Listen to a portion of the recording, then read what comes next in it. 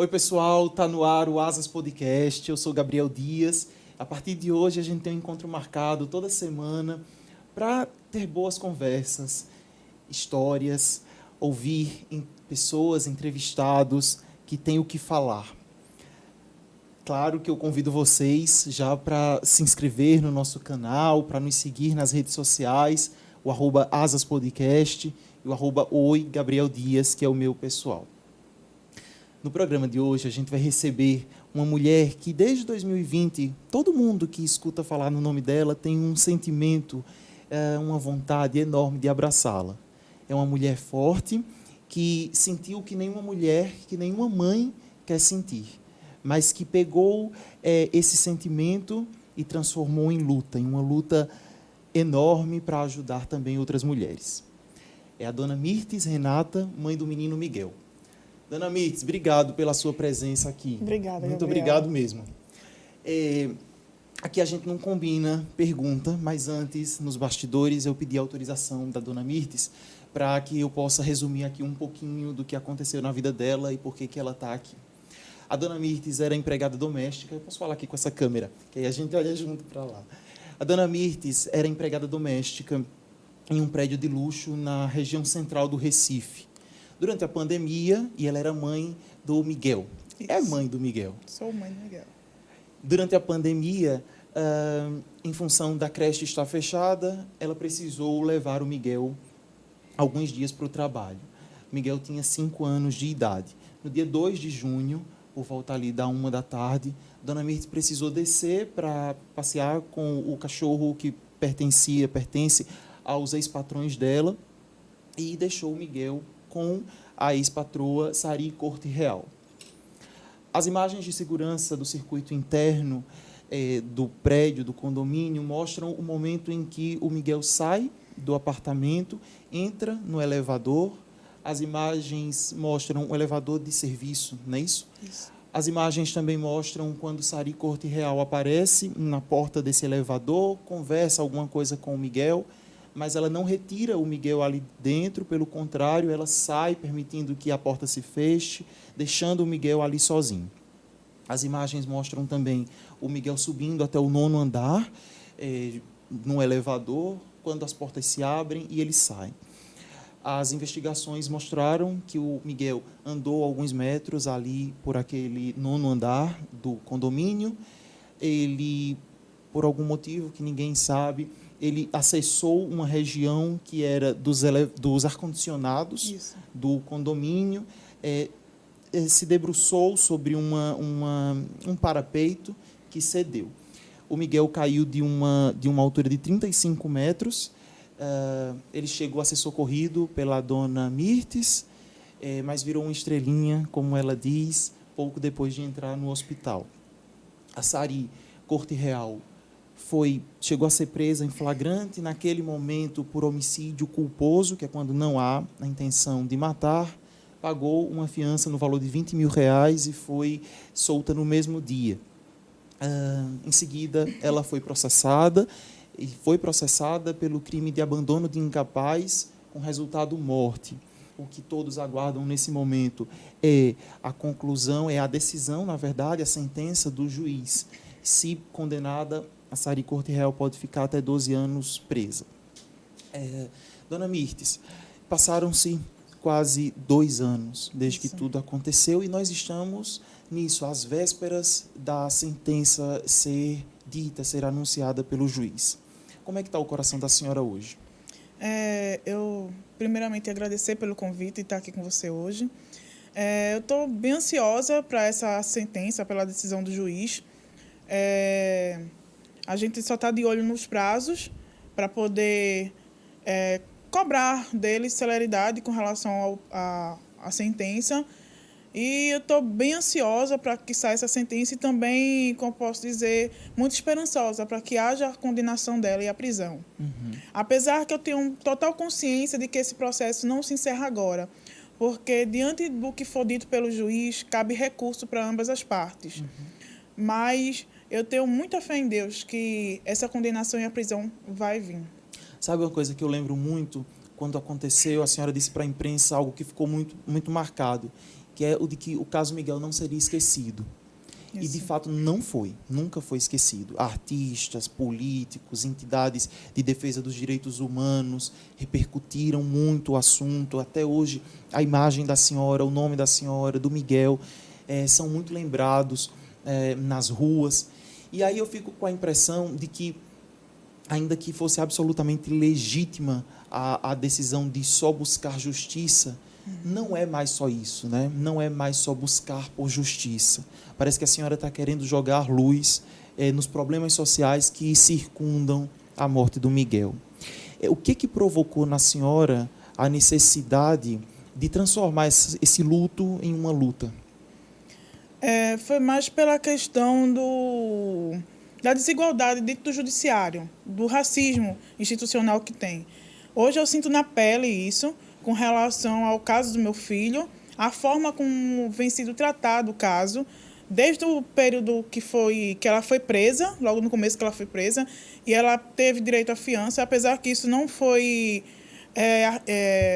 errado, ela tinha direito sim a isso, mas se observar direitinho, ela só teve esse privilégio de pagar os 20 mil reais de fiança porque ela é uma mulher branca e esposa de um prefeito da cidade de Tamandaré. Porque se fosse ao contrário, se fosse eu que tivesse abandonado o filho dela no elevador e tivesse esse resultado, eu já estaria presa. A forma diferente que é tratado a situação.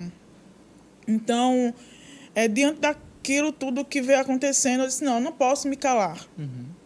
Foi meu filho. Uhum. E eu vi, e apesar que eu fiquei sabendo da realidade depois que eu enterrei meu filho. Sim. E eu soube que ela pagou fiança, está solta. Eu disse, não pode ser assim. Uhum. Ela cometeu um crime. Ela tem que estar atrás das grades. Então, desde esse dia eu disse, enquanto eu tiver vida, eu vou lutar pelo meu filho. Vou mover céus e terras para que o caso do meu filho não seja esquecido e que ela seja presa. Então, desde esse dia eu venho lutando juntamente com os movimentos sociais, as organizações, a população em si, artistas que vêm lutando junto comigo que estão junto comigo nessa luta. Por conta disso, o caso de Miguel se tornou um caso emblemático, não só conhecido aqui no Brasil, mas fora do Brasil também. E a gente vem lutando. E o caso de Miguel só está no pé que está porque a gente vem incidindo em cima do caso, vem fazendo pressão para que o judiciário faça parte dele. Coisa que eu não precisaria, ninguém precisaria estar junto comigo nessa luta, cobrando. Se ele trabalhasse pelo certo mesmo, se ele fizesse o certo, eu não precisaria estar passando por isso. Eu poderia ter vivido o luto pela morte do meu filho e o judiciário trabalhando, mas infelizmente não é assim, principalmente em casos de crianças negras. A gente vai falar muito sobre isso daqui a pouco, inclusive vamos contar com a participação de um especialista nesse assunto.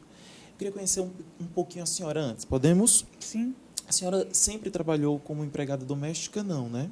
Não, antes eu já trabalhei de professora de informática, já fui garçonete, já fui porteira de um clube de banho. Sempre morando aqui na região metropolitana do Recife? Sim. Ali na cidade de Moreno, que fica no Grande Recife, e depois veio aqui para o Recife. Isso. Sua mãe sempre foi empregada doméstica? Não, minha mãe ela trabalhava como de uma empresa terceirizada na área de serviços e passou um tempo sem trabalhar e depois ela veio trabalhar como empregada doméstica. E seu pai?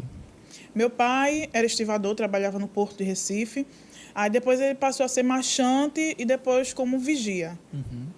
Eu sei que um irmão da senhora morreu muito cedo, aos 14 anos. Ele foi assassinado por engano. Isso. Como foi isso? Foi perto de onde vocês moravam? Sabe quem que matou? O meu irmão faleceu, foi assassinado aos 14 anos. Ele foi confundido com uma mula, que é essas pessoas que carregam drogas. Foi assassinado pelas costas só porque ele estava com um casaco azul, com o número 42 atrás. E foi quase em frente à casa da minha avó, em São Martins.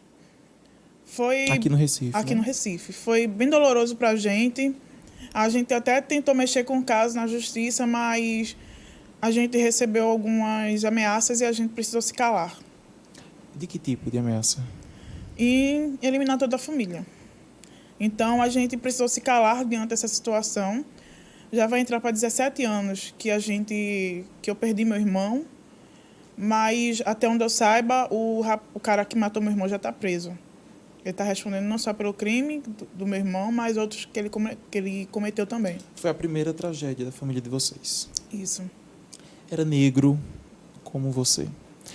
Me diga uma coisa que eu sei é que sua mãe sempre deu muito valor para a educação.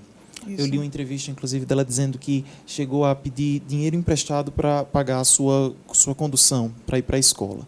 E a senhora não precisava trabalhar até terminar os estudos. Terminou o 3º ano do ensino médio. Uhum. E depois que termina o ensino médio, o que acontece na vida da senhora? Eu comecei a fazer pré-vestibular. E até mesmo no período que eu estava fazendo pré-vestibular, a mãe se esforçava para arrumar dinheiro para pagar a passagem para eu ir fazer pré-vestibular. E ainda fiz vestibular para geografia, só que eu não passei. E vendo as condições de casa, eu vi a necessidade de trabalhar. Obrigada. Então, eu comecei a buscar trabalho para mim. Aí comecei a trabalhar como garçonete num Pesca e Pague. Uhum. E assim eu fui seguindo minha vida, e trabalhando, e estudando. Eu fiz curso técnico de segurança do trabalho também. Uhum. E foi quando depois surgiu a oportunidade de eu trabalhar como carpinteira, que eu fiz um curso de carpintaria. Comecei a trabalhar na área da carpintaria. E assim eu fui seguindo minha vida, trabalhando, estudando.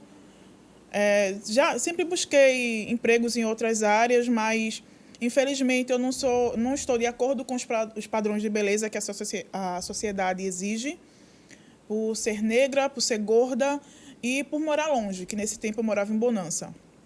Que é o distrito de Moreno. Isso, que é o distrito de Moreno. Aqui no Grande Recife. Passei por várias seleções de lojas, de departamentos e tudo mais. Infelizmente, eu não passava por conta disso. Chegava a ouvir isso ou era algo que ficava evidente? Era algo que ficava evidente. Só quem passava na seleção eram as meninas magrinhas, de cabelo bom, que estavam bem arrumadas. E cabelo liso. E, infelizmente, era isso que acontecia comigo. Uhum. Tanto que eu acabei não indo mais atrás de empregos nessa área. Fui buscar outras áreas mais abaixo, como já trabalhei de professora de informática, de auxiliar de cabeleireira, já trabalhei na portaria de clube, carpinteira. Meu primeiro emprego de carteira assinada foi como carpinteira. Mexe muito com a autoestima você receber esses nãos e perceber que é apenas por ser quem você é? Mexe totalmente, totalmente. Eu passei um tempo me achando um lixo. Porque eu sou gorda, não posso ter um emprego bom, não posso estar num lugar que eu queria estar. Então, aquilo mexia muito comigo. Eu ficava muito triste. Mas eu olhava assim, eu disse, não posso baixar a cabeça. Eu tenho que seguir. E aí você foi seguindo? Eu fui seguindo.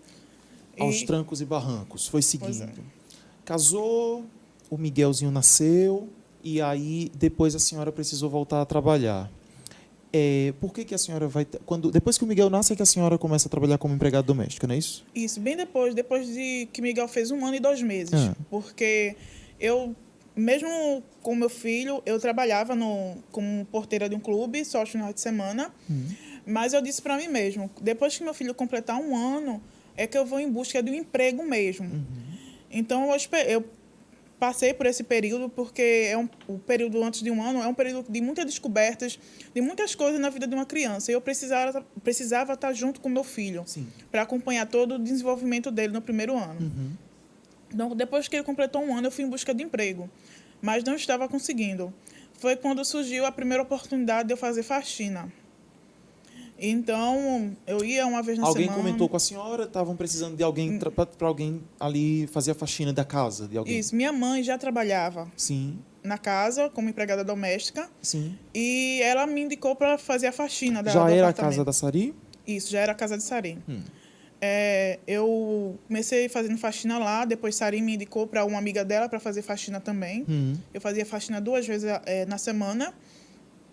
E depois que ela engravidou, ela disse que ia precisar de outra pessoa para trabalhar na casa e me chamou para trabalhar de carteira assinada. Então, eu aceitei. Foi quando eu peguei e coloquei meu filho no hotelzinho. Apesar que ele estava um pouquinho antes, porque o pai dele precisava sair para procurar emprego. Então, Miguel passou a passar a semana todinha no hotelzinho, enquanto eu ia trabalhar. E nesse período eu passei passei 4 anos da minha vida trabalhando como empregada doméstica, Sempre lá. sempre lá. E aí, como que era a sua rotina trabalhando lá? Chegava que horas, saía de que horas de casa? Em que momento conseguia ver o Miguel? Como é que é essa rotina? Era de 8 da manhã às 4 da tarde. Eu não tirava horário de almoço para poder largar cedo, para poder pegar meu filho, para poder ter mais tempo com ele. Eu só tinha tempo para Miguel, infelizmente, só à noite. Eu chegava em casa por volta de 5h30, 6 horas. Era o período que eu ficava com ele. Então, depois foi o tempo que Miguel começou a estudar e eu levantava um pouco mais cedo para colocar ele para a escola. Quando ele largava as meninas do hotelzinho, ficava com ele até eu chegar. Aí, à noite, eu chegava, eu e ele fazia tarefinha, botava ele para brincar, preparava os alimentos dele, organizava a roupinha, organizava tudo dele. Se mostrava presente. Isso. Mas esse trabalho ali é um trabalho duro, né? É bem pesado, bem cansativo, com bastante exigências. Então, eu tinha que me dedicar. E era bem cansativo. Eu sempre pedia a Deus que chegasse logo sábado de tarde, que era o horário que eu largava. Trabalhava de segunda a sábado. De segunda a sábado. O contrato, no que foi acordado, era até meio-dia, mas isso passava. Ia até 3, 4 horas da tarde. Então, eu tinha um restinho do sábado e o domingo todo para ficar com meu filho. E aí, me diga uma coisa. Estudar naquele momento, nem pensar. Não tinha a menor condição. Não tinha condições, mas eu já estava me planejando para fazer uma faculdade de forma EAD. Porque eu não queria passar o resto da minha vida na cozinha, trabalhando na casa de ninguém. Então, eu estava me organizando financeiramente para comprar um notebook e organizando para garantir as mensalidades de uma faculdade EAD. Para poder ter tempo também de estar com meu filho, porque se eu fosse fazer presencial, não ia ter tempo nenhum para ele. É porque eu imagino que, diante de uma família que sempre incentivou muito a educação, havia sim a vontade de estudar, de fazer uma faculdade. Sim. O que não tinha era condições. Isso. Eu não... logo no começo eu não tinha condições. Aí depois eu estava me organizando para isso, para buscar fazer um curso superior, para poder buscar um futuro melhor para mim. E eu tendo um futuro bom, meu filho também ia ter. Porque esse negócio de condições não é só dinheiro, né? É também tempo. Claro, dinheiro é o primeiro. Mas, assim, é também tempo, é também uma rede de apoio que às vezes não tem, né? Exato. E aí, me diz uma coisa. E você foi trabalhando ali. Trabalhava muito, inclusive na pandemia, né? Isso. Mesmo naquele momento mais crítico da pandemia, você não deixou de trabalhar em momento nenhum. Inclusive, chegou a ser contaminada com o novo coronavírus enquanto trabalhava. Isso, mas foi algo que eu não tive opção. Eu tinha que trabalhar. Não foi me dada uma opção. Você fica em casa recebendo seu salário. Não, foi dito. A gente vai para Tamandaré e vocês vão juntas com a gente. Vocês? Eu e minha mãe. E toda a família. Como é que as duas trabalhavam juntas na mesma carga horária? Isso, eu e mãe trabalhava junta. E no período da pandemia, as duas tinham que se embora trabalhar em Tamandaré com a família. Então, eu fui com meu filho. A gente passou esse período de lockdown lá em Tamandaré. Só para deixar bem claro, né? Desculpa ter te interrompido, mas é porque eu acho que eu até esqueci de fazer isso na apresentação. A Sari Corte Real era, na época, primeira-dama da cidade de Tamandaré, que é uma cidade que fica no litoral sul aqui de Pernambuco, casada com o então prefeito da cidade, Sérgio Hacker. Isso. Desculpe, só para eu fazer essa explicação para o pessoal que está acompanhando. Tranquilo. Então, vocês precisaram ir lá trabalhar. Não teve essa opção de ficar em casa sendo remunerado? Não. E algumas vezes na semana eu vinha para Recife com eles para poder fazer a faxina do apartamento e meu filho ficava lá em Tamandaré com manhã. Então, nessas vindas a Recife, eu acabei sendo contaminada, que foi juntamente com eles, porque... Certamente não sabe o lugar certo, né? Isso, porque eles não ficavam em casa, eles ficavam saindo para resolver uma coisa ou outra. Então, no mesmo período que o marido dela ficou doente com Covid, eu também estava. E a gente veio para Recife para ficar isolado aqui. Ele fez o teste de forma pública, o carro do SAMU foi lá em Tamandaré para fazer coleta dele e tudo mais. E aqui ela teve que pagar para fazer a coleta em mim, para poder confirmar que eu estava com Covid. Então, passei esse período, os 14 dias mais ou menos, quase isolada num apartamento, que eu precisava sair para passear com a cadela. E assim, trabalhando e doente. Foi bem difícil para mim trabalhar doente, porque tinha momentos que eu estava muito fraca, mas eu tinha que levantar, eu tinha que preparar comida, eu tinha que limpar o apartamento. Não tem nenhum tipo de... Como é que você tá?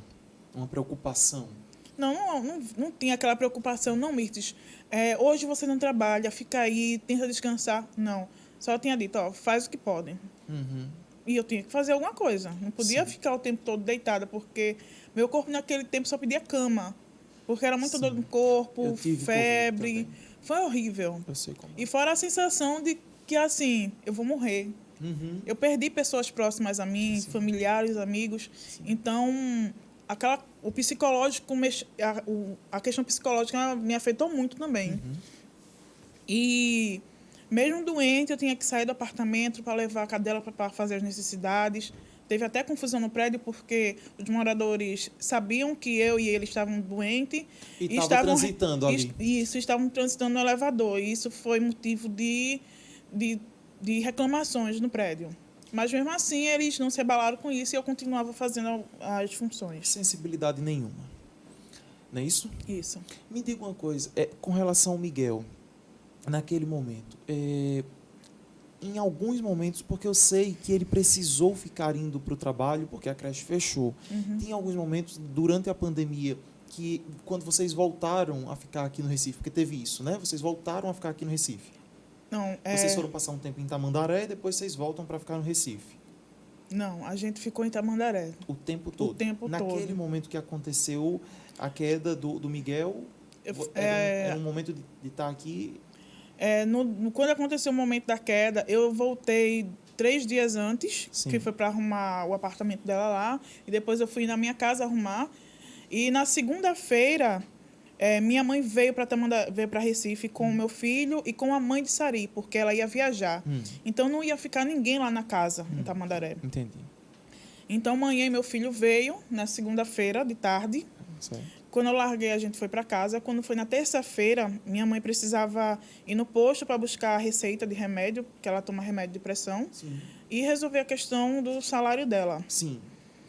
E foi quando eu precisei levar Miguel comigo, para não ficar muito exposto na rua. Claro. E foi quando aconteceu toda aquela situação. Como é que foram esses últimos dias com o Miguel? Quais são as lembranças que a senhora tem daquela semana? Foi, assim, foi maravilhoso estar com meu filho todos aqueles dias juntinho ali. Comparado que eu só via meu filho à noite, mas estar ali o dia todo com ele. Uhum. O problema mais foi a questão do cansaço, que para mim foi puxado, ter que trabalhar, cuidar não só do meu filho, mas ter que cuidar dos filhos dela também, ter que ter atenção. Tinha hora para pegar, mas não tinha hora para largar. Nesse momento que estavam morando juntos, isso. praticamente, né? E assim, meu filho não estava mais querendo ficar ali, ele queria vir para casa. E só que a gente não podia vir para casa, tinha que ficar ali. Ele sempre pedia, mamãe, eu quero voltar para casa, eu tô com saudade da minha bicicleta, eu tô com saudade da minha caminha. Não podia, porque não sentia espaço para dizer que queria voltar para casa. Isso, não tinha aquele espaço para eu chegar e dizer, meu filho está querendo muito para casa. E, na realidade, eu também queria voltar para minha casa. Claro. Mas sei lá, eu tinha um certo receio de falar isso, para conversar isso com eles. Era o medo de perder emprego. Isso. Em meio que estava todo mundo, no momento em que estava todo mundo perdendo o emprego, isso, eu pensei muito nessa questão, porque eu precisava trabalhar para ajudar a sustentar meu filho. Sim. O Miguelzinho gostava de brincar com o quê? Ele adorava brincar com a bicicleta dele, com os bonecos dele de super-herói, com patinete. Ele tinha logo 2 patinetes. Era. E futebol? Eu sei que ele gostava de futebol. Gostava Tem de uma futebol. foto lá dele tinha 2 bolas em casa. Ele tinha 2 bolas de futebol. Qualquer coisa que acontecesse com uma, já tinha outra para ele. E de construção, ele tinha um carro de mão, um capacete para brincar. Tudo que ele tinha ali de brinquedo, ele usava tudo. A sala ficava cheia de brinquedo. Eu dizia, Miguel, junta esse brinquedo. eu preciso limpar a casa. Ele pegava os brinquedos todinhos, botava no sofá. Aí eu varria a casa, passava pano, então eu lavava a casa e tudo mais. Aí ele depois jogava tudo de novo. Toda criança é assim. Era. Eu disse, meu filho, guarda esses brinquedos. Eu disse, não, mamãe, tá guardado. E super amoroso, né? Muito, muito amoroso. Eu dava tanto cheiro. Às vezes, de noite, quando eu chegava cansada e sentava no sofá, ele vinha pra cima de mim, dava cheiro, ficava aqui assim. Na hora de dormir, ele só queria dormir se eu estivesse junto com ele. Dava muito cheiro, dava cheiro na minha barriga, que ele dizia que queria um irmãozinho. Eita. Esse, eita, nanana, quero um irmãozinho, tem que dar beijo para poder vir um irmãozinho. Que esse, antes, um pouquinho antes, a gente tava só testando aqui o áudio, aí você falou que ele te chamava de nanana. Nanana, ele chamava de mamãe ou então nanana. Quando ele tava com dengo, queria muito dengo, aí ele chamava de nanana. Miguel era uma criança muito carinhosa, muito amorosa.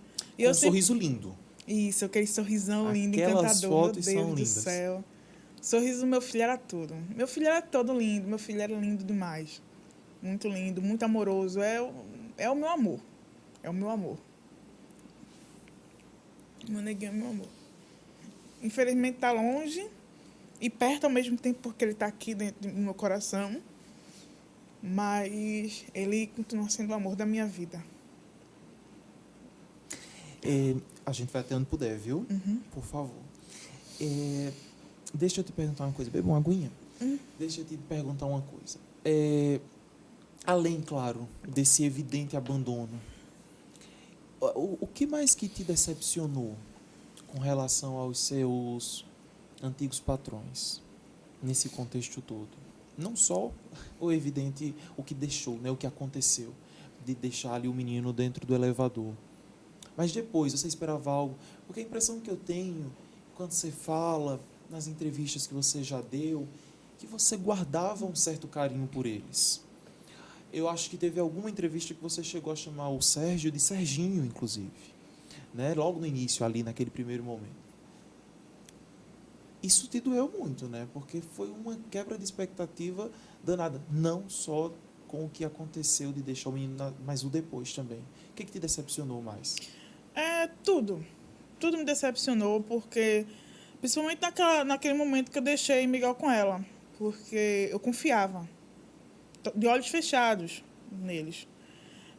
Eles também confiavam muito em mim e na minha mãe. Também de olhos fechados. E naquele momento eu confiei meu bem mais precioso a ela. Foi meu filho. E naquele momento ela fez do que fez com ele. Não só nessa questão, mas também na minha questão trabalhista, que eles vêm negando vínculo empregatício. Eles, até hoje, 2 anos já, e não pagaram o que eu e mãe atende direito. Precisou ir para a justiça, ainda não terminou o processo? Não, o meu caso, minha questão trabalhista está em Brasília. Porque teve uma questão de que eles assinaram a carteira como se fossem funcionárias de Tamandaré, né? Isso. Eles colocaram a gente como funcionários da prefeitura e eles vêm negando um vínculo empregatício, dizendo que quem tem que pagar a gente é a prefeitura de Tamandaré. Mas, na realidade, a gente trabalhava para eles. Sim, na casa deles. Na casa deles. A gente nunca prestou serviço à prefeitura. Então, tanto que, assim, já foi causa ganha para mim, me parece que foi umas 3 vezes, e ainda foram multados em 10% em cima da causa, por agir de má fé dentro do processo. Porque tem testemunhas que provam que eu e Mainha éramos funcionárias. Tem imagens, tem fotos. Claro, que provam, a imagem do dia, né? Pois é, provam tudo isso. E assim mesmo eles ficam negando. E isso, para mim, foi decepcionante. Porque se eles tiverem, como ela escreveu, né, na carta, que se arrepende, todo uma... Como eu posso dizer? Falta palavras para falar essa parte. A forma que ela escreveu a carta demonstrou um certo arrependimento. Sim. Mas que não existe. Que aquela carta só foi mais para tentar limpar principalmente a imagem do marido dela. Porque era ano de eleição e ele estava concorrendo para a reeleição. Acabou perdendo, inclusive. E acabou perdendo. Vocês assinaram sem saber o que estava assinando, é isso? Não, a gente sabia que era para receber pela prefeitura, mas a gente não sabia que era errado. Tá. Porque tinha outros funcionários que trabalhavam na casa que recebia pela prefeitura também. Então, a gente não pensou que era algo errado.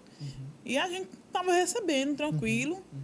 depois que veio à tona tudo isso, e disseram não, que isso é errado, é crime e tudo mais, eu fiquei até com medo, meu Deus do céu.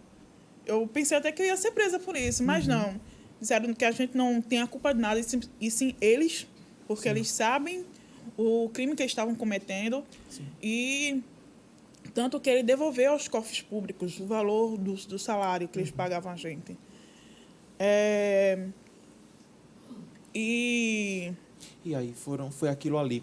Deixa eu te Foi. perguntar uma coisa. Depois que tudo aconteceu, você conseguiu rever algumas atitudes deles e reconsiderar essa impressão que você tinha de que eles tinham um carinho por você também? Por exemplo, claro, eles te mantiveram trabalhando num momento mais crítico da pandemia, quando ninguém sabia manejar aquela doença nova, super nova, e todo mundo estava morrendo de medo e tudo mais. Colocaram você trabalhando doente. Algo mais que diziam que você era legal e que você chegou e disse, opa, não era bem assim?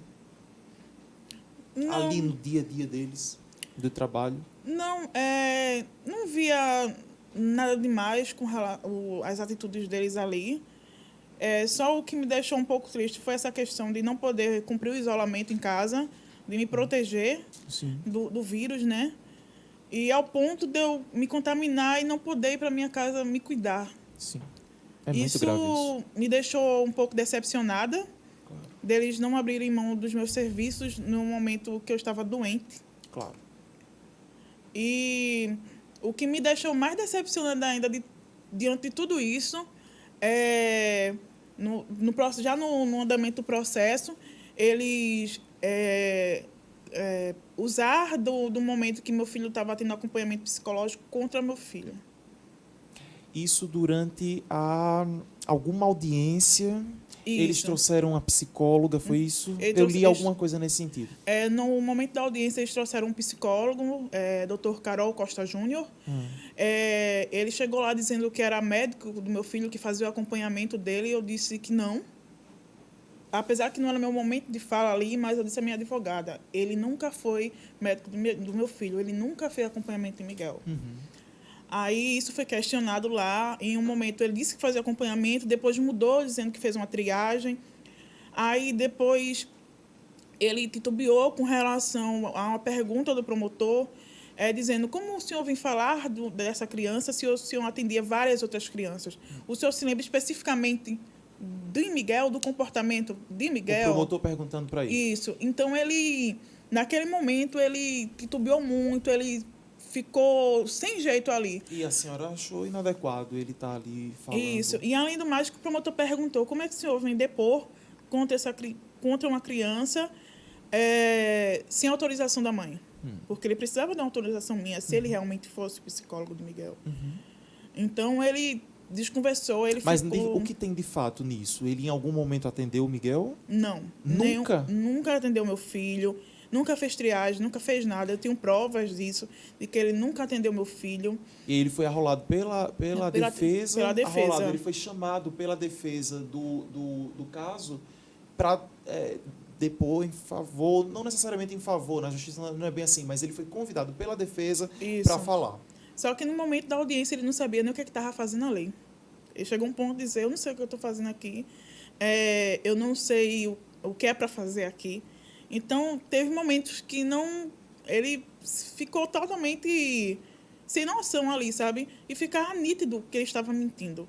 Então, o juiz pediu para ele se retirar da sala.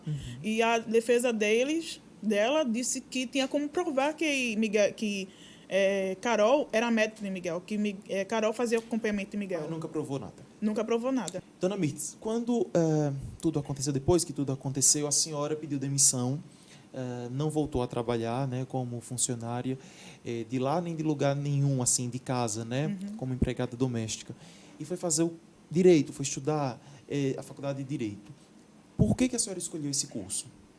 Eu escolhi não só para entender melhor o andamento do processo do meu filho, mas também para ajudar outras mães a não passar pelo que eu venho passando hoje com o judiciário. Que todo mundo está vendo como eles estão tratando o caso do meu filho. Infelizmente, a gente tem um judiciário racista, classista, sexista. Então, eu estou estudando para lá na frente fazer a diferença lá dentro. Então, Quando é que a gente percebe o judiciário racista, classista, machista? a forma que eles tratam os casos, principalmente de pessoas negras, que eles tratam de uma forma diferente. Pronto, eu posso trazer aqui o caso do menino Henri. Você pode observar... Henri Borel. Do menino Henri Borel. Você pode observar como o caso vem andando, a celeridade do caso. Henri Borel era um menino branco que foi morto pelo padrasto, o ex-vereador do Rio, doutor Jairinho. Não é esse caso que a senhora está falando? Isso. Tá. E aí o que a senhora está comparando é que no caso do Henri Borel, a justiça foi mais rápida, foi mais célere. Exato, pelo fato de ser uma criança branca. Tanto que o pai da criança não precisa nem fazer movimentações como eu faço, de ter que ir às ruas, pedir por justiça, fazer movimentações nas redes. Então, por quê? O judiciário está andando. Teve uma celeridade nas investigações, apesar que no de Miguel também teve, na investigação. O delegado disse que com 30 dias fechava o inquérito e cumpriu o prazo. Mas, quando passou para o judiciário, as coisas andaram totalmente diferente. No caso de Henri Borel, foi coisa rápida. O caso já foi julgado e está se tramitando, está chegando na parte final. O caso de Miguel ainda está na fase finalizou agora a fase de instrução. E a gente só está esperando a sentença. O porquê que está nessa fase agora? Porque a gente está pressionando, porque a gente está em cima, está expondo o caso em tudo que é canto, para poder pressionar o judiciário a fazer algo pelo caso do meu filho. A senhora acha que se não tivesse chamando a atenção, se não tivesse fazendo protesto, dando entrevista para a imprensa, esse caso ninguém estava nem lembrando? Já estaria engavetado. Ninguém nem sabia mais, e ia ficar por isso mesmo, ela ia viver a vida dela normalmente, como ela vem vivendo. Ela está vivendo a vida dela normalmente. Então, se não, por ser um caso de criança negra, anda dessa forma, aos passos de tartaruga. Não só o caso de Miguel, como o caso de João Pedro, de Ágata, de várias outras crianças negras que partiram. Isso é bem nítido mesmo, o quanto o judiciário da gente é racista. E tem que estar em cima cobrando, porque se não for assim, não fazem nada. Então, eu preciso estudar para estar lá, para ocupar um espaço que vai ser meu, para poder mudar esse tratamento dentro do judiciário. Porque nós somos seres humanos. Sim. E a gente tem direito. Claro. E tem que ser cumprido. Quando eu estou estudando, então a gente aprende a defender a todos, independente de cor, raça ou religião. E não é o que acontece. Então, eu preciso estudar. Eu preciso estar ocupando um lugar lá dentro para tentar melhorar essa situação para a gente. Sim. Principalmente nós, negros. Sim. No judiciário, a senhora percebe isso? No correr desse processo, a senhora frequentou várias vezes a delegacia, a senhora precisou ir várias vezes em fórum. A senhora foi ofendida de alguma forma? A senhora sentiu algum tipo de ofensa? Percebeu algum tipo de ofensa nesse processo? Não. Diretamente a mim, não. Fui na delegacia, me trataram bem, a questão de atendimento no horário. Não tive privilégio da delegacia abrir mais cedo para ser ouvida. A senhora está lembrando do caso, do momento em que a delegacia abriu 2 horas antes para receber a Sari, para coletar um depoimento dela. Depoimento dela. Não tive escolta para sair da delegacia. Mas ninguém nunca me tratou mal lá dentro, me esculhambou, não. Porque também o caso estava muito evidente. E o que fizessem de errado durante esse percurso viria a público. Então, por isso que eu não fui xingada, maltratada nesse período. Sim. Mas o incômodo com a justiça, ele é evidente para a senhora? Isso, no caso do meu filho. A senhora está estudando direito. O que a senhora está esperando dessa nova geração de advogados, juristas, né, do pessoal que está estudando direito? Vem uma geração aí, não só da turma da senhora, tá? Do pessoal que estuda diretamente na sua sala, mas o que a senhora tem visto? Vem uma geração aí mais sensível para essas causas? Que eu venho observando, não só na minha turma, né, em outras turmas também, que eu venho nas redes sociais, que vários estudantes de direito, advogados, a gente vem conversando. Está vindo uma leva de juristas para tentar modificar o que vem acontecendo com o nosso judiciário. Que eles estão vendo o quanto está... É porque, diante da pandemia, o racismo nunca... Parou? Nunca parou. Com a pandemia, se escancarou mais ainda o que vem acontecendo. Sim. Então, está vindo uma leva de juristas que está vendo nitidamente o que vem acontecendo e estão se sensibilizando com toda essa situação, não estão concordando com o que vem acontecendo. Então, eles já vêm com uma cabeça mais aberta para esses temas, para poder tentar modificar. Progressista, né? Isso. E o que é que você acha que esses jovens que estão estudando direito, ou o pessoal que está acabando de se formar, que precisa atentar? É para quê? Para a ética. E, assim, não se desviar do que vem assim, aprendendo dentro da faculdade. Seguir pelo certo, de atender a todos com igualdade. Mais pela questão da igualdade mesmo, sabe? Não tratar a gente de forma diferente só porque é preto, pobre. Não, eles têm que cuidar da gente igualmente, como se fosse uma pessoa branca, rica. Então, tem que haver igualdade no tratamento. A senhora fala isso algumas vezes. Ao longo da vida se sentiu... Claro, a questão do trabalho. Além de quando tentou trabalhar, né, e participava daquelas seleções, e as seleções te escanteavam. Além desses momentos, viveu outros momentos em que percebeu que, se não fosse uma mulher negra, o tratamento teria sido diferente? Sim, principalmente no trabalho. Como eu trabalhei como carpinteira, por ser mulher, eu estava recebendo um salário diferente. É mesmo? Você é um exemplo do que a gente vai falar daqui a pouco. Você sabia do quanto os seus colegas homens ganhavam? Isso. E ganhava menos. E ganhava menos. E era essa a explicação?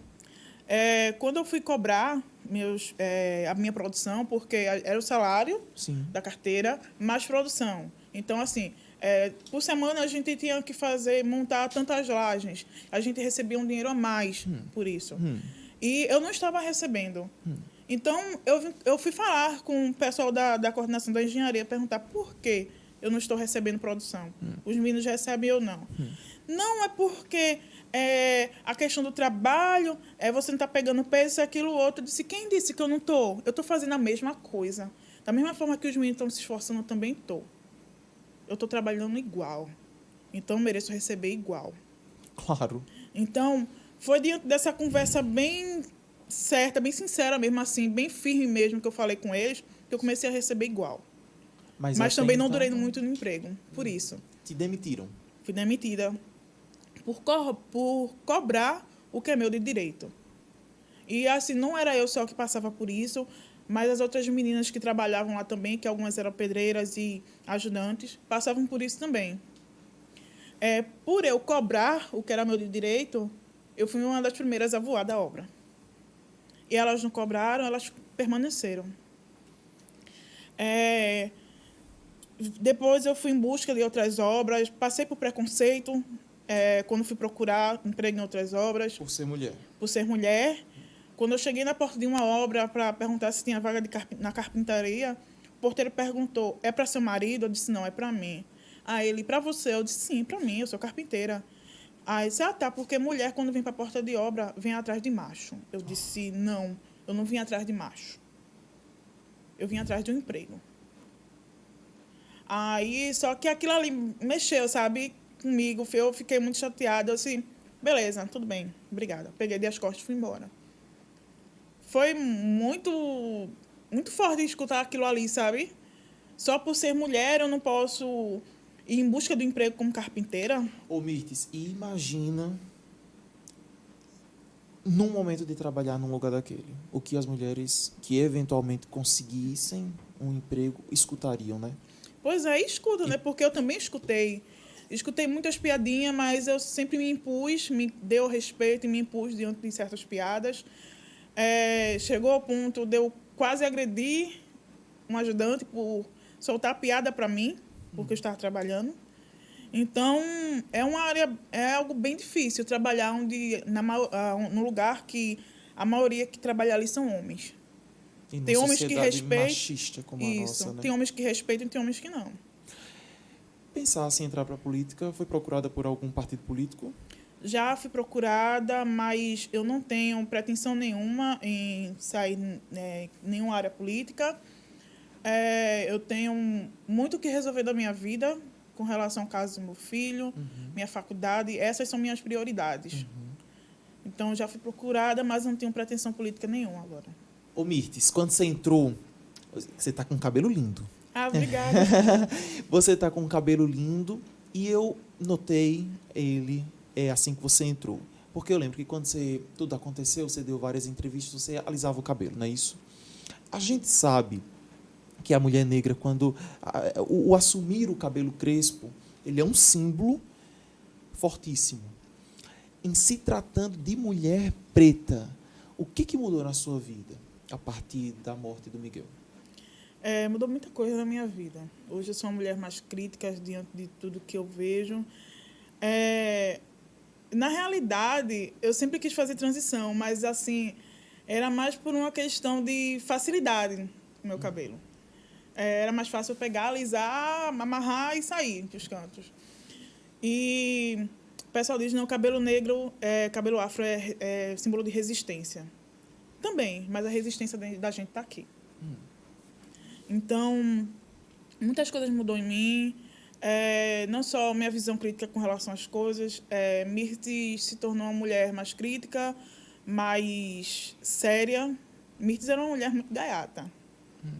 Ria com tudo, fazia festa, isso, aquilo, outro. Mirtes não é mais assim. Assumi meu black. Foi um pouco difícil assumir, mas é algo que eu precisava me libertar de químicas, de secadores, chapinha. Eu disse, não, meu cabelo é lindo, então eu tenho que assumir. Eu vou assumir. E assumi ele. Estou aqui me achando o máximo com meus cabelos. Estou me sentindo até um pouco mais nova com meus cabelos assim. E estou gostando muito dessa minha nova versão. Você falou que se tornou uma pessoa mais séria, mais compenetrada, alguma coisa assim. Isso. Começou a perceber mais esse preconceito no dia a dia. Isso. Algo que passava quase desapercebido, que você disse, opa, isso aqui não está certo, mas que só depois do que aconteceu, você começou a perceber essas coisas. Isso. Depois que eu passei por um período de formação política, eu comecei a enxergar mais essas coisas. Eu tinha uma percepção de classe social, mas não tinha percepção com relação ao racismo e outras situações. E agora eu tenho essa visão. E comecei a lembrar de coisas que eu passei, que eu disse, caramba, eu já passei por isso. E eu não percebi. Coisas que eu poderia até ter denunciado e não fiz. Tipo o quê? Violência obstetra. Você sofreu? Sofria violência obstetra. Como? Eu fui... Quando eu estava gestante, eu passei mal e fui para a emergência do hospital. E a médica olhou para mim e disse, não era para você engravidar, você é gorda. Isso é uma violência. Com Isso, certeza. aquilo ali, eu me senti muito mal diante do que aquela médica falou. Eu estava com 6 para 7 meses. Então, aquilo ali foi muito pesado, sabe? Eu fiquei muito triste diante daquela fala dela. Ela me atendeu e eu não tive reação. Não tive reação, porque assim, eu já estava tão mal. E escutar aquilo ali, eu fiquei mais mal ainda. E depois que eu passei por essa formação política, que eu fui observando, caramba, eu sofri violência obstetra. Que naquele momento você não percebeu Não o percebi. quão grave era. E Se sentiu mal, mas não teve noção. Isso. Não do sou tamanho eu da gravidez. passei por isso, mas muitas mulheres passam por isso. Sim. E não tem essa noção, não sabe que isso é uma violência obstétrica. Sim. E que pode denunciar para que isso não possa acontecer com outras pessoas, sabe? Outras mulheres. E isso foi bem, bem pesado. Depois que eu tomei a noção mais sobre isso, caramba, eu passei por isso. Vamos falar um pouquinho mais sobre esse assunto, então, porque a gente convidou aqui a Rosa Marques, Muito obrigado pela sua presença, Rosa. Eu que agradeço. Rosa Marques é, junto com outras mulheres, fundadora da Rede de Mulheres Negras de Pernambuco, é socióloga e está na militância há mais de 20 anos. Obrigado mesmo pela sua presença. Eu que agradeço. Minha linda, me diga uma coisa. Chamar uma pessoa preta de macaco, todo mundo sabe que é errado. Que é crime, injúria racial. Isso todo mundo sabe. Mas aí, eu acho que, para quem mesmo, sobretudo para quem não é da militância, desde ali da época de 2020, o ano 2020, com a morte do menino Miguel, com o caso do George Floyd lá nos Estados Unidos, aquele homem negro, né, que foi asfixiado por um policial branco, o caso do João Alberto, lá no Rio Grande do Sul, que foi morto dentro de um supermercado. Esses casos juntos começaram a lançar luz num conceito novo para muita gente, que é o do racismo estrutural. Eu queria que a senhora explicasse o que é esse racismo estrutural, que ele não é tão evidente assim de falar, talvez, a palavra, né? Não é como essa injúria racial. Né? Não é talvez não é essa palavra, né? Que quando todo mundo percebe, opa, aí você está sendo racista. E que a senhora conectasse, a gente pode dividir a pergunta, mas depois explicasse como o caso Miguel, por exemplo, ele tem traços de racismo estrutural. Então, essas duas palavras, tanto injúria como racismo estrutural, ela não é comum a todas as pessoas. Né? Ela é comum a algumas pessoas que estão atentas e que estão interessadas em. Não são palavras fáceis de gravar e não são palavras fáceis de entender, porque a mídia ela não tem o interesse que a sociedade, de uma forma geral, a sociedade brasileira, que a gente tem que falar a partir do nosso lugar, Pernambuco, não há interesse de que as pessoas saibam exatamente o que sejam essas palavras. Né? É tanto que eu tenho aversão à palavra preconceito. Porque preconceito é algo passageiro. É aquela ideia que você tem da outra pessoa e que, quando você a conhece, você desconstrói. O preconceito racial, não. O racismo, não. Então, a estrutura, na minha quando a gente diz assim 20 anos, parece muitos anos, mas a estrutura racial que foi montada para a minha existência, para a existência dos meus pares, ela não é tão fácil da gente dizer assim, a gente tem essa noção, essa certeza de que o racismo existe desde que a gente nasceu, ou até dentro desses meus 20 anos de militância dentro do movimento popular, dentro de grupos de mulheres, né, sendo essa ativista que eu sou e que me tornei. Porque hoje eu tenho 53 anos. Até os meus 17 anos, eu era uma pessoa. Depois disso, eu viro uma outra pessoa. Mas, quando eu era criança, eu não sabia da palavra racismo, eu nunca tinha escutado, a gente não falava sobre isso, nem a palavra preconceito, dita popularmente hoje para dizer que é racismo, que não é. Porque fica mais... Essa palavra preconceito ela é perigosa, porque ela pode confundir você, ela confunde a gente. Mas o que eu quero dizer é que, quando eu era criança, na escola, eu me escondia. Eu me escondia dentro da sala, porque eu não queria ser chamada de macaca, eu não queria ser vista, porque ser vista eu ia saber que eu ia sofrer alguma coisa do racismo, mesmo sem saber que era o racismo. Minha família é toda preta, tanto por parte de mãe e parte de pai. Mas a gente sabe que é negra quando a gente nasce. A gente não sabe o que é o racismo. Sim. Entende? É uma construção. Precisa ser ensinado. Isso. E aí é que está montada a estrutura. A estrutura racial, a estrutura do racismo, ela é fincada, foi tão elaborada, né? Porque a gente vai lá para trás. A gente vai para os processos de pós-escravização, onde se determina que esse povo feio, sem alma, sem nenhuma capacidade, isso é a leitura que se tem da pessoa negra naquele momento. Primeiro, porque a gente não tinha alma. Eu digo a gente porque são meus antepassados, não tem como fugir e negá-los. Né? Embora a gente também tenha antepassados indígenas e também tenha antepassados brancos na nossa construção ancestral. Mas o que prevalece na minha, enquanto mulher negra, é o grupo a descendência africana, não tem como. A senhora está lembrando do processo, do momento Pós-escravização, em que as houve a abolição da escravatura no Isso. Brasil. Isso, que a população negra ela é jogada na rua.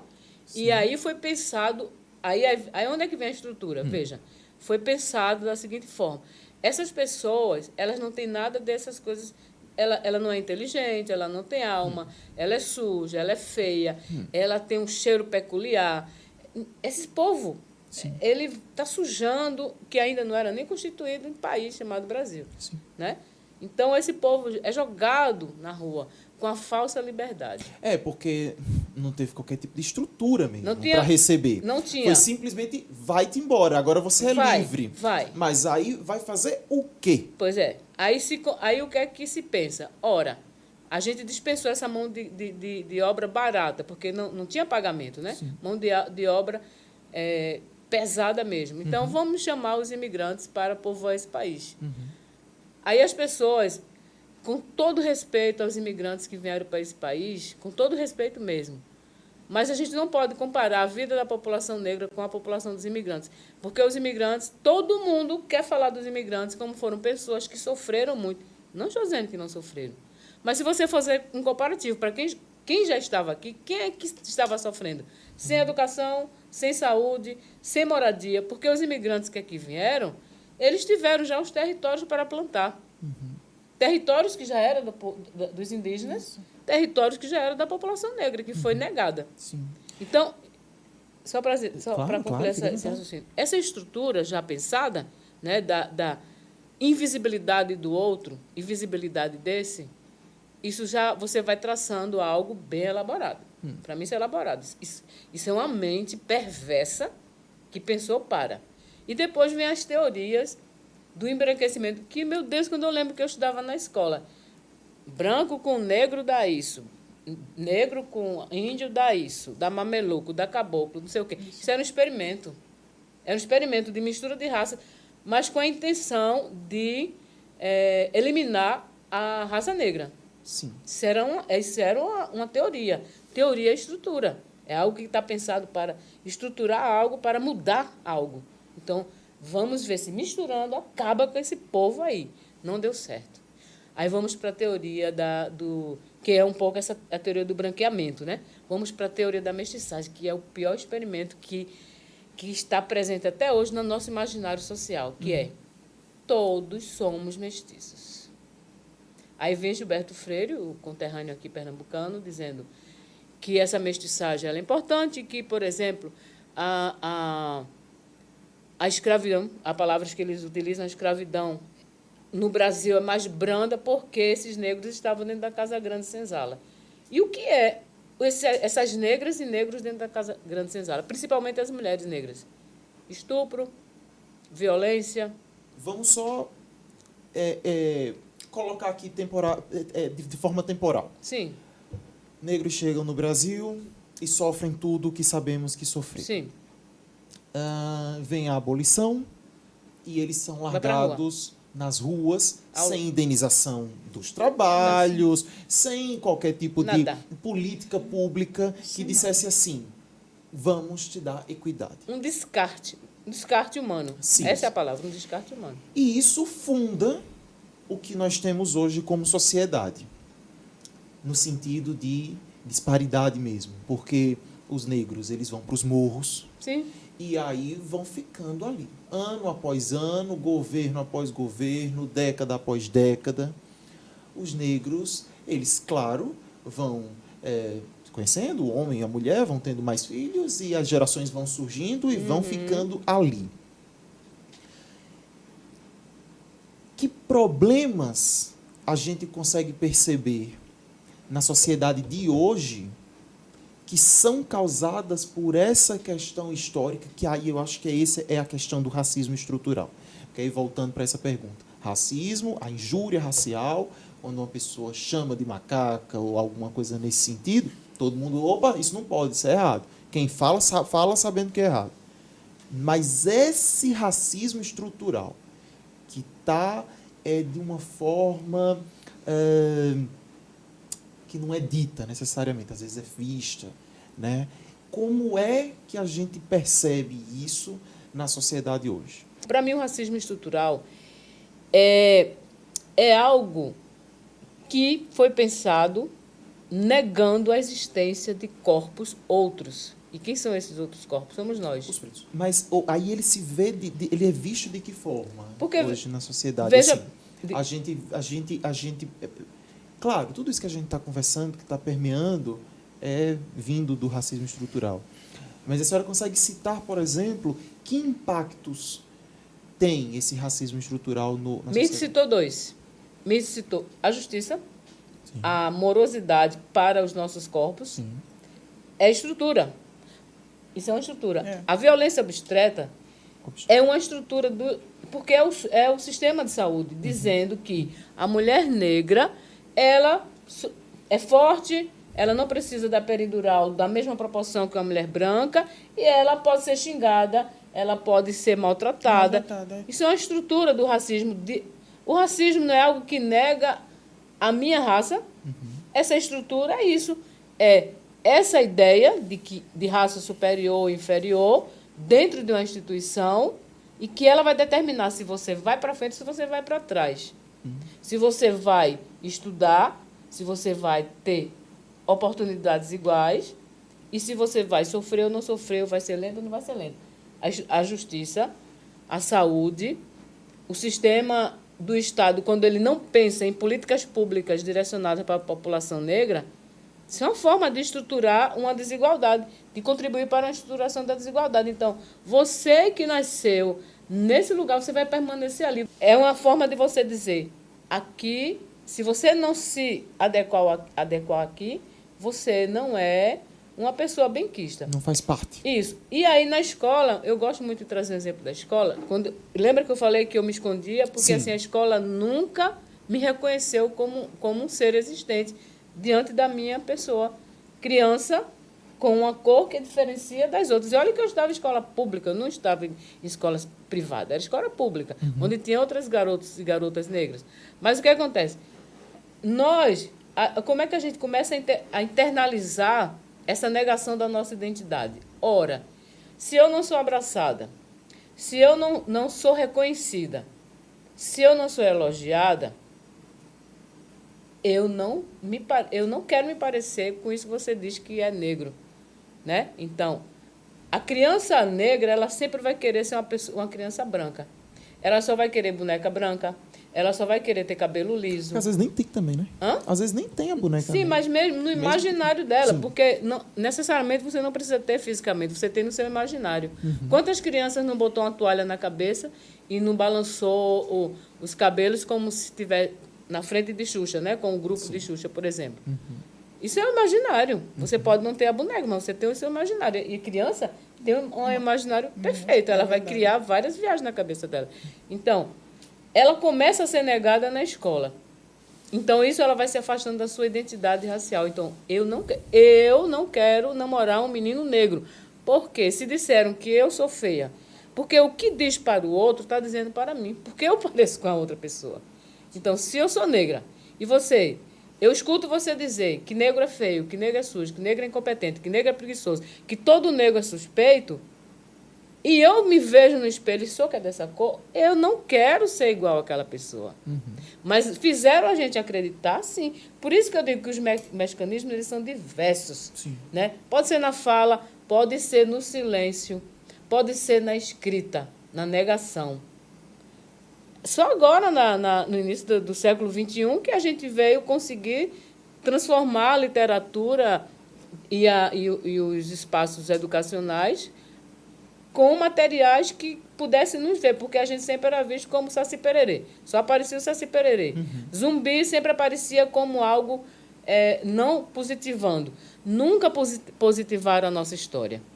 Então, o branco, quando ele acorda, ele não se preocupa se ele vai...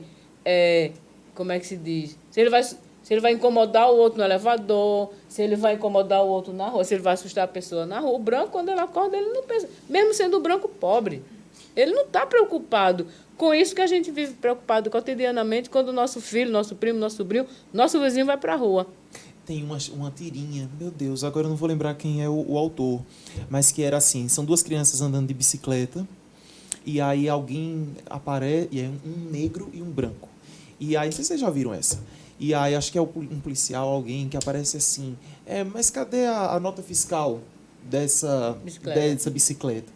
E aí a criancinha branca diz, que absurdo, quem é que anda com uma nota fiscal com a bicicleta? E aí a criancinha preta atrás aparece e diz, quem precisa? E mostra essa nota fiscal. Diga-me. Porque é isso, né? Vem daí.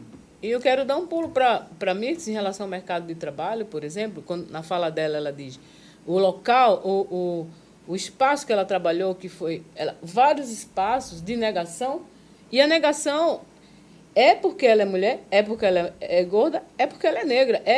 Esses três elementos, o racismo, o sexismo e o classismo, eles são assim, um círculo, Sim. que eles não se desprendem. Sim. Eles estão interligados. Então, é diferente. Uma mulher branca ela vai sofrer porque ela é mulher. Mas ela não vai sofrer porque ela é mulher, é branca.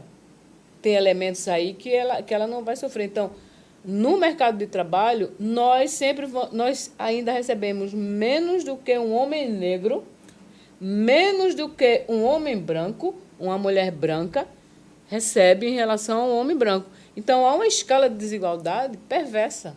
Eu ia falar disso daqui a pouco, mas já que a senhora entrou por aí, eu tenho dados. Não, mas foi ótimo. Isso. Eu tenho dados que comprovam isso que a senhora está falando. Tem um relatório interessantíssimo, está na internet, e todo mundo pode colocar, do IBGE, de 2021, chamado Síntese de Indicadores Sociais, uma análise das condições de vida da população brasileira.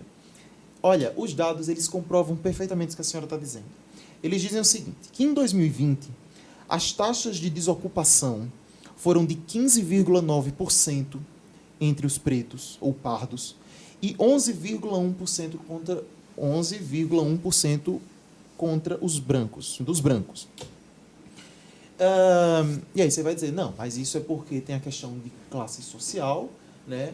E que os brancos eles estão nas classes mais abastadas e os pretos e pardos estão ali na renda menor.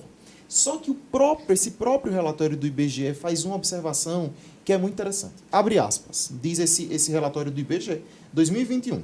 Embora a população de cor ou raça branca seja mais escolarizada que a preta ou parda, este aspecto não pode ser apontado como única explicação para a diferença na taxa de desocupação. Quando comparadas pessoas com o mesmo nível de instrução, a taxa de desocupação é sempre maior para as pessoas de cor ou raça preta ou parda. Tem aqui dados.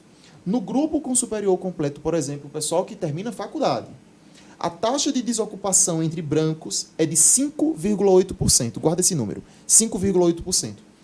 Entre os pretos ou pardos formados na faculdade, a taxa de desocupação é de 8,1%. Vamos falar de renda? Bora lá. Mesmo relatório do IBGE. Em 2020, população ocupada de cor ou raça branca, quando você percebe ali o rendimento por hora, né? O quanto você ganha por hora trabalhada, a situação é sempre melhor para os brancos, qualquer que fosse o nível de instrução.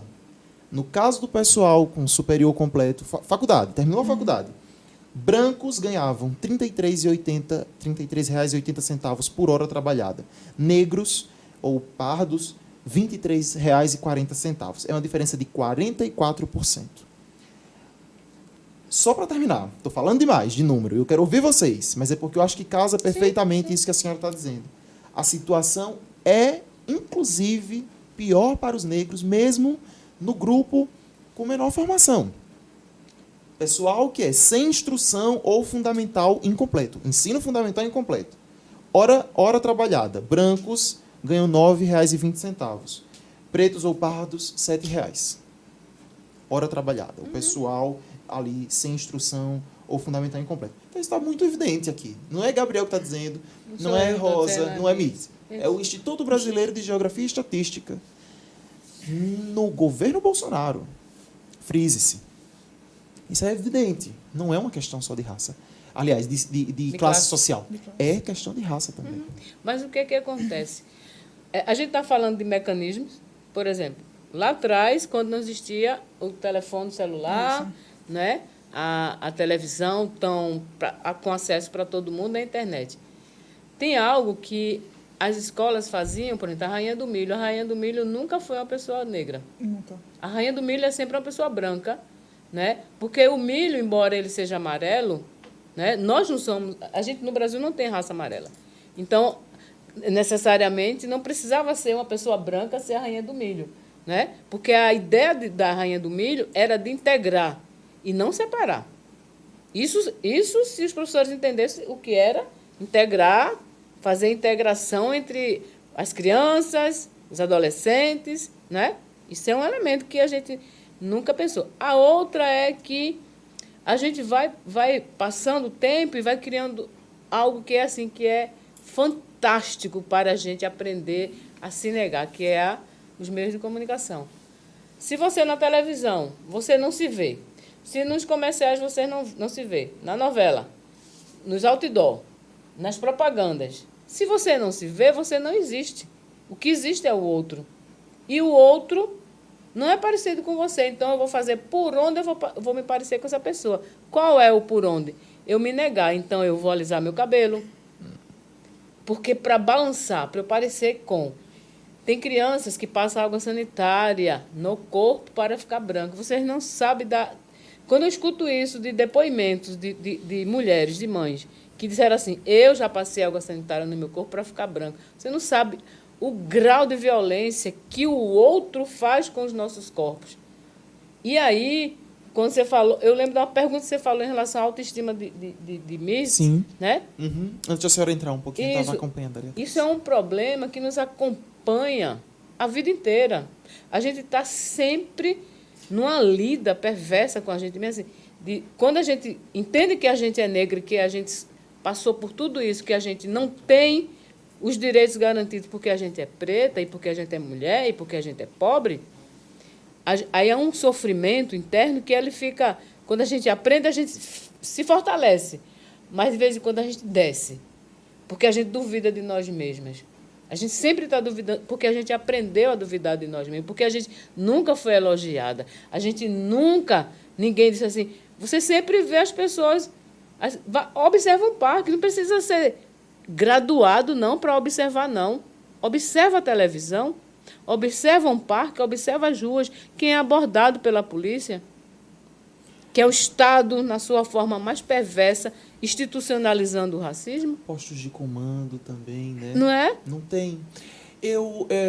No caso do Miguel, por exemplo, Mir, você está aí caladinha, mas, por favor, estamos aqui num bate-papo. Você pode acrescentar e se intrometa.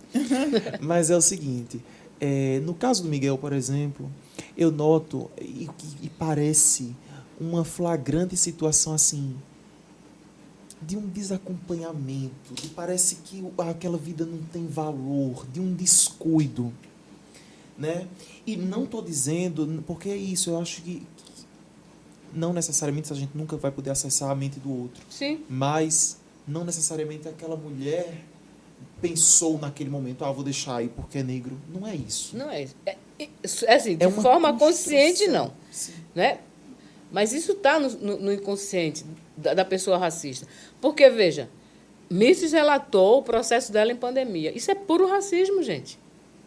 Uma pessoa que pensa na outra, independente da sua cor, né? Ela não faria isso com Mirtz. Ela não deixaria Mirtz doente dentro da sua casa. Mas o ser negro neste país, ele não tem valor. As nossas vidas não importam para as pessoas racistas. Agora, as pessoas brancas, elas precisam pensar sobre isso. Porque quando a gente fala, já dizem que é mimimi da gente, que é um problema meu. Não, é um problema desse país. Deixa eu colocar aqui um dado que é necessário, que é para falar de violência. Atlas da Violência 2021. A taxa de homicídios por 100 mil habitantes negros no Brasil em 2019 foi de 29,2.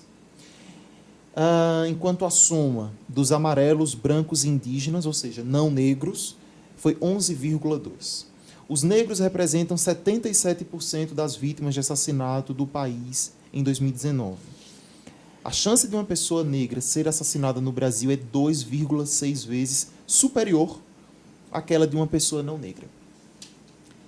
O irmão da dona Mirtes é um exemplo disso. Aos 14 anos foi assassinado. Então, quer dizer, isso vem do racismo estrutural, Sim. né? Porque, olha, se todo mundo tem na sua cabeça que nós somos suspeitos, principalmente os homens são suspeitos, todo mundo tem na cabeça que nós somos, os homens negros são pessoas suspeitas. Então, os jovens, os adultos negros, né, as meninas terminam entrando nesse aspecto, se estão juntos desses jovens, elas morrem também. Por quê? Porque essa pessoa, ela é vista como marginal. E essa teoria que está lá atrás, que quando o Nina Rodrigues ele analisa a cabeça, né, de uma pessoa branca, uma pessoa negra, e diz, esse é suspeito e esse não. Já está determinado lá atrás. Está relacionado também com um problema grave de estereótipos, né? Sim. Isso. Porque a gente fica o tempo todo vendo a imagem de que o rapaz que é apreendido, no caso de um menor de idade, ou preso, é negro. E, ao mesmo tempo, você não vê em postos de comando, você não vê em posições bem remuneradas o branco. Resta isso, né?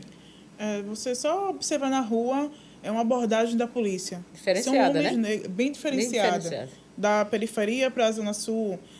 As pessoas que eles abordam são homens e mulheres negros que eles abordam. E a população carcerária, a maioria são homens negros, mulheres negras. Tem Estão lá. um estudo também do Alto Comissariado para os Direitos Humanos da ONU, foi publicado em junho de 2021, confirmando isso que vocês dizem. Esse relatório denuncia que o Brasil é um país onde há racismo sistêmico na ação dos policiais. Isso. O relatório aponta também que a mortalidade de pessoas negras em intervenções policiais no Brasil é 183% maior na comparação com as pessoas brancas, né? A morte de pessoas negras nessas intervenções é 183% maior do que na comparação com as pessoas brancas. Quem não lembra daquele menino, a gente falei agora há pouco da bicicleta, mas não era nem por isso. Me lembrou quando a senhora falava. Mas quem não lembra do menino que foi suspeito, né? Porque ele estava andando com uma bicicleta ali no Leblon. Vocês lembram? Sim, lembro. Foi Que o pego. casal Com abordou uma- ele pensando que ele tinha roubado a bicicleta. Bicicleta elétrica. Era Isso, dele. era dele. E assim, e muitas vezes o policial é negro, né? Sim, mas ele é uma vítima dessa... Veja, no início eu falei que a gente aprendeu a se negar. Se eu aprendi a me negar, eu mesmo sendo uma pessoa negra, enquanto eu não entender o que é esse racismo, o que fizeram, dessa lavagem que fizeram na minha cabeça, de que eu tenho que olhar, assim, achar bonito, achar inteligente, sempre a pessoa branca, e o meu grupo de cor, ele não é nada disso. Então, se eu sou policial, eu estou numa estrutura racista, embora eu esteja na instituição pública, eu vou ler aquilo que me disseram que eu sou. Então, se eu vejo os meninos negros na rua, ele parece comigo, eu não sou o que ele é agora porque eu estou numa farda. É quando veste a farda, né? Tem alguma... Sim, Transforma. ele se transforma porque assim, ele está numa relação de poder. E aí, mais o que ele tem que... A negação, a questão do racismo, para a gente, é a negação da nossa identidade, da nossa existência. Então, se eu estou olhando para você, eu sou professora, eu mesmo sendo negro e você sendo negro, mas não vou querer conversa contigo porque eu aprendi que você é isso, você é meu espelho. Então, eu não quero ver o meu espelho. O policial, ele não quer ver o espelho dele. Ele não quer... Quando ele olha para aquela... penso eu, né? Sim. Quando ele olha para aquele jovem que disseram... Porque eu já tive muitas brigas com os coronéis aqui nas discussões, né, públicas, deles assim, não. A gente pede para que o policial peça a identidade. Eu disse, então há um problema de cognição aí, né? De comando, né? Vocês pedem para o policial pedir a identidade e o policial entende, bate, empurra, desrespeita. Então, tem algum problema na Polícia Militar que precisa ser resolvido. E não é só aqui em Pernambuco, é no Brasil inteiro. E sempre de formas mais violentas, que tem a ver com a estrutura. Aí tem uma estrutura que tem a ver com o racismo, tem uma outra estrutura que tem a ver com o trabalho, que é a precarização daquele indivíduo dentro daquela instituição, e a sobrecarga que também passa para uma outra estrutura, que é a estrutura da saúde mental. Porque eu fico pensando, o que é ser um policial numa estrutura racista desse país? Onde que ele precisa abordar o seu próprio irmão de forma violenta e até matar. Eu fico só pensando, a gente precisa começar, a população negra, ela precisa conhecer a sua história e parar de ficar vendo televisão a partir dos olhos dos outros. É um dos elementos, dos caminhos. E para isso acontecer, tem que haver como posso dizer, uma mudança na questão da educação, do ensino fundamental. Porque é de lá, dos pequenininhos, que começa a educação. É dali que precisa mudar a grade curricular, o que for ensinado àquelas crianças. Porque a história do nosso povo é negada logo ali no começo. Então, tem que inserir mesmo, falar mesmo da nossa história, dos nossos antepassados. Isso. Positivar. Falar sobre os autores negros. A gente tem muitos autores negros que são negados. Eu vim conhecer agora, depois de adulto, alguns autores negros.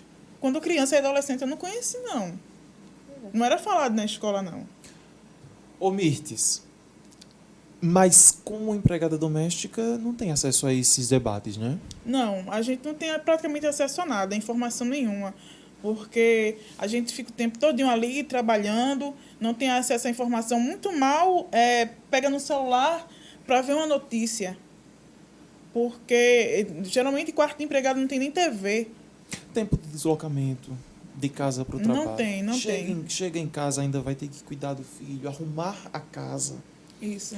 Então, não tem tempo para isso. E a maioria das mulheres que estão ali trabalhando como empregada doméstica são mulheres negras. Sim. Que acabam não tendo informações, vêm passando por séries de violações e desconhecem. E nem o desconhecimento da própria categoria, né, do sindicato das domésticas, né? Tem muitas mulheres que nunca nem sabem da existência do sindicato. Isso, porque também não é fácil o sindicato sair, porque as mulheres do sindicato, elas mesmas trabalham, né? Uhum. Então, é muito difícil. E também, o sindicato, eu fico observando, ele está mais para a questão da lei, mas não do racismo, mas não da violência sexual, né? Isso. Que muitas de nós, mulheres negras, que, por exemplo, as pessoas acham que até hoje as casas, porque eu acho que continua as casas grandes senzalas acontecendo nessa cidade, continua. Trazendo as meninas de 13, 12 anos do interior para dentro de casa e vem com o discurso que você é da minha família. Isso é a própria legalização do racismo para dentro, sabe? Porque família não humilha, família não nega. Então, assim, esse discurso de secretário é uma profissão. Eu sou empregada doméstica. Secretária é uma outra profissão. Essa secretária é para amenizar o racismo que tem no seu juízo, sabe? Para dizer que você é a boa. Mas não existe esse negócio de secretária. Secretária é outra profissão, gente. Teve a aprovação da PEC das domésticas e tudo mais, dando direito às domésticas a várias coisas, né? Mas não há uma fiscalização. Não. Porque é um ambiente privado. Então, não tem como chegar lá uma fiscalização para ver se aquela pessoa está mesmo trabalhando de carteira assinada, se está tendo todos os benefícios, isso, aquilo, outro, se tem um quarto adequado, um quarto para poder dormir bem, isso, aquilo, outro, não tem. E não tem acesso a saber como buscar os seus direitos, isso. Não sabe como é que vai lá numa justiça do trabalho. Não sabe. Se no meio de uma pandemia, uma empregada doméstica trabalhou doente por medo de perder o emprego, você imagine se uma empregada doméstica vai ter coragem de ir lá e denunciar os patrões. Agora tem outra pergunta, porque eu achei bem interessante, você deu uma entrevista quando se soube, né, que você estava estudando, algum repórter perguntou para você assim, o que é que você espera da faculdade? E aí você disse, não é o que eu espero da faculdade, é o que eu espero de mim. Perfeito. Eu achei isso interessantíssimo. E aí eu queria te perguntar o seguinte, porque em meio a essa vida corrida, e tudo isso que nós estamos conversando, essa coisa assim de estar vendendo o almoço para comprar a janta, né? O que é que os pretos conseguem esperar deles próprios? Diante dessa sociedade, a gente tem que lutar para conseguir alguma coisa na nossa vida. Né? Porque eles tentam nos colocar numa posição lá embaixo mesmo. Então, se a gente quiser conseguir alguma coisa hoje, a gente tem que lutar muito. Hoje, na faculdade. Como eu disse na resposta, né? Não esperar da faculdade, esperar de mim. Eu é que tenho que batalhar para ter o meu, para buscar conhecimento, para me formar, diante de uma sociedade que tenta nos rebaixar, colocar a gente na posição de servir, não na posição de que a gente possa ser servido. Então, é isso. A gente tem que lutar pelo nosso. Mas, ao mesmo tempo, Mirtz, é importantíssimo isso que você diz em relação... Eu tenho que esperar de mim, mas a gente tem uma outra coisa que a gente precisa cobrar das universidades, sejam elas públicas ou privadas. O direito de eu ter um ensino de qualidade, sabe? Isso. De eu ter uma biblioteca de qualidade, de ter programas, bolsas que me dê acesso à informação, à minha formação. Porque não é só, porque se fosse depender só da gente, que é o que sempre fizeram com a gente está por conta própria. A gente não está por conta do Estado, não está por conta de nada. A nossa como diz Steve Biko, né? Nós estamos pela própria sorte. E a própria sorte é essa. E aí, se a gente tem que ter muito cuidado, porque senão leva à lógica da meritocracia. Esse negro conseguiu. Por que você não consegue? Você subiu. Por que ela não consegue? Sabe? Porque é isso que eles querem. É mais um elemento, mais um mecanismo do racismo para dizer assim, você não consegue porque você é preguiçoso. Porque ela conseguiu ser advogada. Meu Deus, é uma exceção. Entendeu? É uma exceção. Quem Só consegue. que eles colocam e consegue como... porque eventualmente conseguir uma rede de apoio diferenciada. Uma rede de apoio, com certeza. Ter algum tipo de estudo. Às vezes um pai se esforçou para manter ali trabalhando. A duras penas, né? Porque estudando. Ele se anula para poder fazer com que a outra pessoa... Tá ali o apoio, né? Sim. Mas ele se anulou. Porque ele não deveria... Ele teria que ter também condições de ir. E não só um ir. Entendeu? Para todos irem. Você queria falar alguma coisa? Não, como eu estava dizendo, minha mãe, ela se esforçou para que eu não trabalhasse e sim estudasse. Sim. Eu finalizei meu ensino médio sem precisar me preocupar em sair de casa para trabalhar. Mãe se esforçava, vendia uma coisa, fazia uma coisa ou outra, para ter dinheiro para pagar minha passagem para ir para a escola. Enquanto infelizmente, tem jovens que não têm essa oportunidade. Porque às vezes o pai não tem nem essa consciência, isso. Não consegue entender isso. Ô, Mirtz, mas você está conseguindo debater isso com a própria família? Depois que tudo aconteceu, você consegue levar esse debate para dentro de casa? Um pouco. Com minha mãe em casa, é tranquilo, a gente sempre conversa sobre isso. A gente vê algumas coisas acontecendo na televisão e a gente sempre conversa. Até mesmo fatos que acontecem na vizinhança, a gente sempre está... Eu sempre estou pontuando algumas coisas com relação a isso, a questão do racismo. Até mesmo um fato que aconteceu agora há pouco lá na rua de casa, eu não vi porque eu estava dentro de casa trabalhando, mas minha vizinha presenciou uma vizinha xingando um menino negro, porque o menino estava correndo atrás de pipa. Ela chamou o menino de ceboso, negro safado, isso, aquilo, outro. Aí eu disse, você não falou nada? Eu disse, não, eu falei nada. E essa minha vizinha é negra, mas só que ela não tem um entendimento. Ela disse, não era para deixar isso acontecer. Isso é racismo. Não, mas com uma criança, isso está errado. Era para ter repreendido. Mas ela não tem esse entendimento. E um pouco do conhecimento que eu tenho, eu também levo para a vizinhança. Sim. Levo para a minha família. Perdão. Assim, que meus irmãos, meus sobrinhos, somos mistos. Aí tem um arco-íris. Tem gente negra, branca, parda. Então, a gente, quando pode, assim, quando a gente está unido, a gente vai e conversa sobre algumas coisas. Eu não sei se vocês concordam comigo, imagino que vão concordar, mas assim, acho que isso tem que ser, a gente tem que propor esse debate que as pessoas levem para dentro de casa. Porque às vezes as pessoas nessa correria toda, chega em casa e todo mundo está cansado, quer assistir qualquer coisa mais leve. E eu acho correto também, temos direito ao lazer todo. Sim. Mas, assim, é necessário trazer esse debate. Né? Na hora de um almoço de domingo, não só pessoas pretas e pardas, brancos também. Brancos também precisam pautar na hora de um almoço de domingo, mostrar um dado, porque esse problema do racismo me parece que ele passa por o racista ou a pessoa, enfim, que está nessa estrutura, ela precisa entender que isso é um problema. Né? Mas ela Não é só mudar. Você tem que passar, você tem que entender que existe esse problema. E como você descobre esse problema? Vendo esses dados. Você primeiro... Vendo tudo isso. Primeiro, Então, que você, serve, a né? pessoa branca ela precisa observar o lugar de privilégio dela. Né? Ela não é questionada, ela pode ir e vir, ela tem recursos. Primeiro, ela precisa olhar os privilégios, porque uma vez uma garota acho que ela devia ter uns 15 anos, eu estava com uma escola pública e uma escola privada, no auditório, eu estava falando sobre racismo. E foi o que ela disse. Ela disse para mim, o negro não está nessa situação aí porque ele não se esforça. Eu digo, Aí, então, vamos fazer uma comparação, querida. Você é de escola privada, né?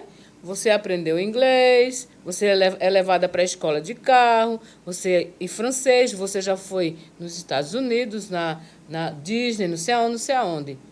Eu tive que estudar em escola sempre pública, mas eu nunca fiz curso de inglês, nunca fiz de francês, de espanhol, nunca fui a Disneylandia, não sei o quê, nem ando de carro, sempre andei de ônibus, sempre acordei cedíssimo, mal alimentada. Aí eu sou um Fusca e você é uma Ferrari. Quem chega primeiro? Tá a resposta. Não venha dizer que eu não me esforço. O problema é que a oportunidade que vem para você não é a mesma que vem para mim. Então, as pessoas brancas precisam pensar sobre isso. Por que as pessoas negras não chegam e por que eu estou sempre chegando? Se faça essa pergunta. O que não falta é informação. Tem a internet, TV, livros como Silvio Almeida, Djamila, daí os meu livros. Caso, agora, Djamila pouco, tem o filme Medida Provisória, que está aí nos cinemas, que explica totalmente essa estrutura. Sim. Então, o que não falta é informação. Eu acho só é a pessoa querer se informar, então, conhecer toda essa situação. Eu sigo pensando que é um problema isso, né? O querer. Parece que é o problema inicial. Mirtes, deixa eu só te perguntar uma coisa para a gente encerrar, porque a gente falou disso logo no iniciozinho, só trazendo aqui de novo. Então, você está aí na expectativa, porque dá para sair a qualquer momento, né? Não tem prazo para sair a sentença. Tem um prazo, mas só precisa ser cumprido pelo juiz. Mas não tem prazo. O prazo para se entregar a sentença são 10 dias úteis. Isso já passou. Hoje se cumpre, se firma os 10 dias. É porque a gente teve feriados. Tá. O juiz está com o processo em mãos desde o dia 7. Só para avisar, a gente está gravando na segunda-feira, dia 25 hoje. Hoje é 25. Tá. O juiz está com o processo em mãos desde o dia 7. Isso. Então, a gente teve feriados, finais de semana e tudo mais. Hoje se fecha os 10 dias, que está de acordo com o artigo 403, inciso 3 do Código de Processo Penal. Então, são 10 dias úteis para ele analisar os memoriais e dar a sentença. E a gente só está aguardando. Até o momento, antes da gente iniciar aqui, eu fui observar lá no site, consultar o andamento do processo, e ainda não tinha nada. Então, eu vou esperar até amanhã de manhã para ver se tem alguma atualização do andamento do processo. Caso não tenha, conversar com meus advogados para ver o que a gente pode fazer, o que a gente pode articular para cobrar. E a gente ir para as ruas de novo. Com certeza.